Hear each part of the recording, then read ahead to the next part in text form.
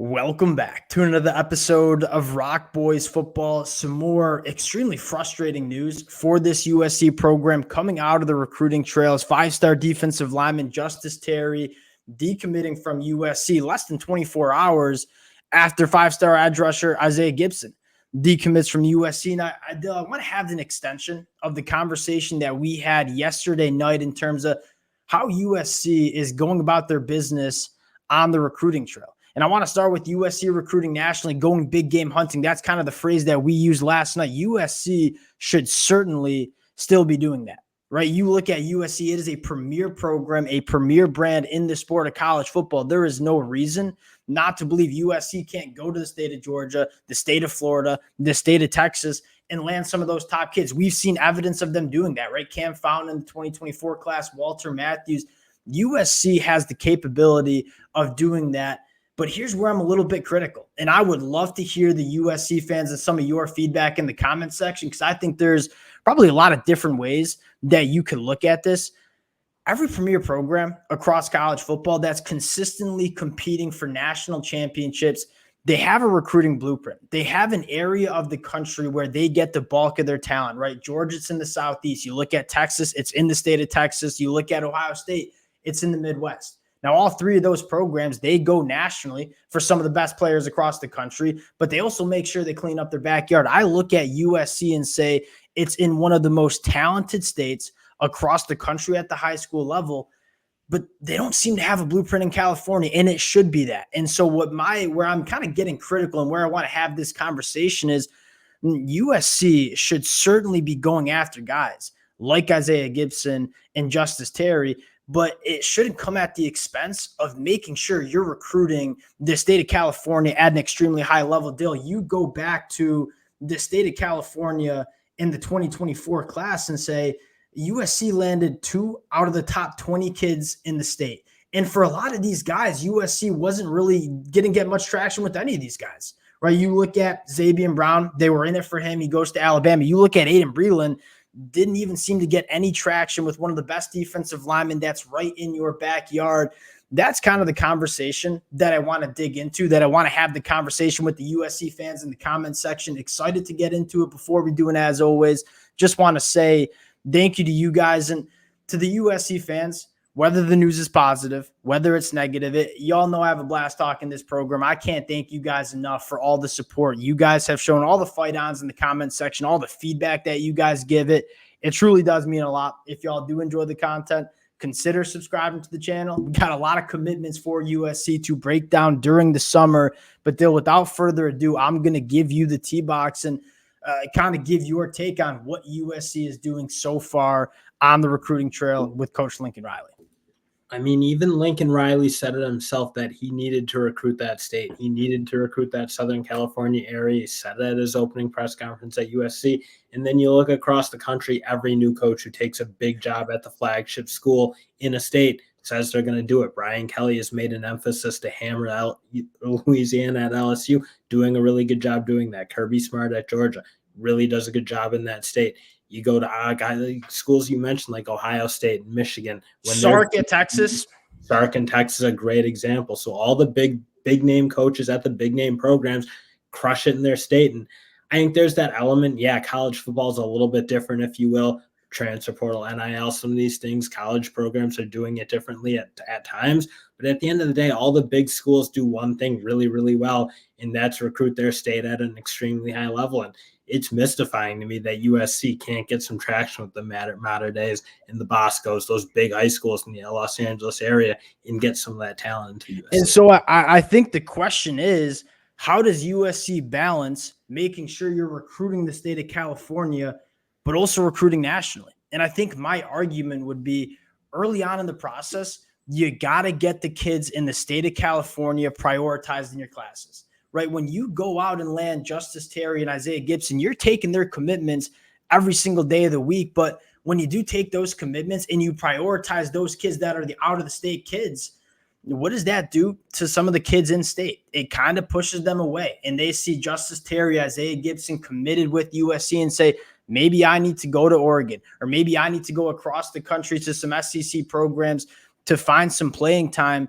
Dill, I think the roles need to be reversed. right? In the months of March, in the early spring, that's when USC should be landing a bunch of commitments from the state of California, because it's easy to hold on to those kids, right? You can get in front of them multiple times. You can get them on campus multiple times through the summer. You can go see them Friday nights playing their high school football games. When you land a guy like Justus Terry, he was committed to USC since, I believe, the month of March. He was on campus with the Georgia Bulldogs 3 separate times during that time period. And I think that just kind of shows that, yes, you want to go get Justus Terry, but you also have to recognize that those kids are going to be really hard to hold on to, because how many times did Coach Henderson, Lincoln Riley get to see Justus Terry during that time period? I think it was probably 0, maybe once. Kirby Smart probably saw him 5 or 6 times. And so I think how USC should be going about their business is, hey, we're going to make sure we land the kids that are local, that are in the state of California, guys that we know we can hold on to, and then we start going nationally and landing some of these top players. Again, I'm not trying to say USC shouldn't be recruiting nationally, because they absolutely should, but you look at USC in the state of California, it's the premier program, and it is a state that is loaded with talent. The top 20 kids in the state of California were all ranked top 300 nationally in the country. The number should be 5 or 6 at the least, in my opinion, in terms of what USC is doing in the state of California. And if Lincoln Riley can do that, you got to feel really optimistic about what he can do with this USC program. But it really does start with recruiting your blueprint, recruiting your backyard, and then going nationally and grabbing some of those elite players. I think you mentioned, USC should always be able to have their hat in the ring for these big national battles. Frankly, when you're going to go try to get Xavier Brown, Aiden Breland, those type of guys, those are going to be very intense battles. Those aren't, I wouldn't call them layups, but again, you inherently do have the upper hand, and those have to be the guy. Need to start landing those commitments early, start building almost like a culture. The big dogs in Southern California all want to be at USC. That's their first place to look. It just, for whatever reason, it doesn't seem like it is that way right now. 100% agree. They got to get that pipeline back, because again, you look at all the other programs across the country, they have pipelines. You look at USC, when they were the premier program in the country, they had the pipeline going. And I think it is crucial for this USC program to get that pipeline back. And Dill, starting to have the conversation regarding how you get that pipeline back, I do think there's an element of kind of having that proven product on the field, right? When you're trying to go after even guys like Justus Terry, but guys like Aiden Breland, it really does help to have that proof of concept in terms of development. And you look at USC specifically on the defensive side of the football, that development under Coach Alex Grinch certainly wasn't there. And so I look at this 2024 season and say it is a massive year for USC, not in terms of winning a national championship, but getting that winning culture back, but more importantly, putting a product on the field specifically on the defensive side of the football that kind of shows that if you come to USC, you're going to have a chance to win national championships. We know that, but you're also going to get developed into the best player you can be and have a chance to go to the NFL. But I think a lot of these guys like Justus Terry or Isaiah Gibson or Aiden Breland look at USC when it was under Alex Grinch and say, man, I don't know if this is the spot where I can go and get developed to my best self. But I think with Coach Henderson, Dan Lynn, and Matt Ensign, all those names coming in, I think that certainly helps. And if you can make that happen in 2024, that's, in my mind, kind of how you get that pipeline coming back. You need to have some guys from that state do really, really well. Yep. You look at some of the guys they've landed, Domani Jackson, CJ Williams, both guys never really found their footing at USC, both out the door. Some of those big kids from those Matter Days, those Boscos, you haven't really had that guy go out there and kill it, if you will. They've always kind of had those California kids have struggled a little bit at USC, especially their top ones.